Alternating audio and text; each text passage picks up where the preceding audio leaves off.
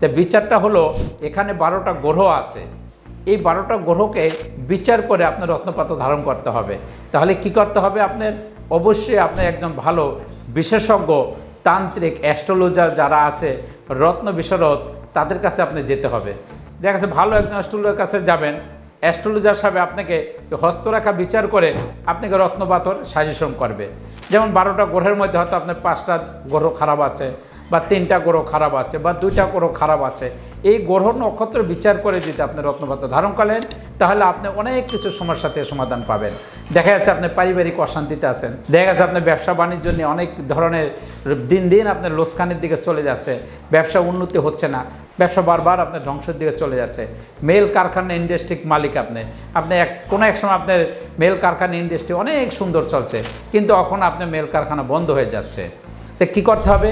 ভালো একজন তান্ত্রিক অ্যাস্ট্রোলজার বা যারা রত্ন বিশেষজ্ঞ, তাদের কাছে যে এই হস্তরেখা বিচার করে যদি আপনি রত্নপাত্র ধারণ করেন, তাহলে আপনি এগুলোর থেকে সমস্যার সমাধান পাবেন।